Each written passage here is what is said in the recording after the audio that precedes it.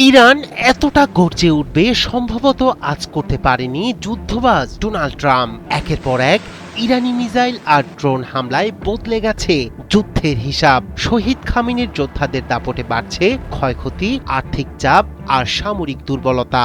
ইরানের আঘাতে নড়বড়ে হয়ে পড়েছে মার্কিন প্রতিরক্ষা শক্তি।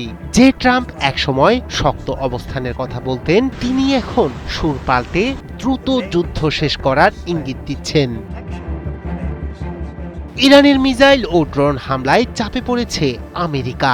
মধ্যপ্রাচ্যের আকাশে এক নতুন ধরনের যুদ্ধ বাস্তবতা তৈরি হয়েছে, যেখানে শক্তির চেয়ে বেশি গুরুত্ব পাচ্ছে খরচের হিসাব। ইরান ব্যবহার করছে তুলনামূলক সস্তা কিন্তু কার্যকর ড্রোন ও স্বল্প পাল্লার মিসাইল, বিশেষ করে শাহেদ সিরিজের ড্রোন, যেগুলোর প্রতিটির খরচ $10,000 বেশি নয়। কিন্তু এই ড্রোন ঠেকাতে যুক্তরাষ্ট্রকে ব্যবহার করতে হচ্ছে প্যাট্রিয়ট বা অন্যান্য ইন্টারসেপ্টর মিসাইলের মতো অত্যন্ত ব্যয়বহুল প্রতিরক্ষা ব্যবস্থা, যার এক একটির দাম $মিলিয়ন পৌঁছে যায়। ফলে তৈরি হয়েছে এক বিপরীতমুখী অর্থনৈতিক চাপ। সামরিক বিশ্লেষকরা বলছেন এটি এক ধরনের অর্থনৈতিক যুদ্ধ, যেখানে প্রতিটি হামলা শুধু সামরিক নয়, আর্থিক ক্ষতিও বাড়িয়ে দিচ্ছে।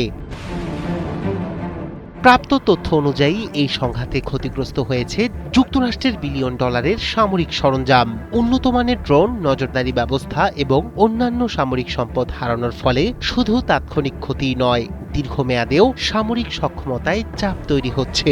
সবচেয়ে বড় চ্যালেঞ্জ হয়ে দাঁড়িয়েছে প্রতিরক্ষা ব্যয়। প্রতিটি হামলা ঠেকাতে যে পরিমাণ অর্থ ব্যয় হচ্ছে, তা দীর্ঘমেয়াদে যুক্তরাষ্ট্রের সামরিক বাজেটে অতিরিক্ত চাপ সৃষ্টি করছে।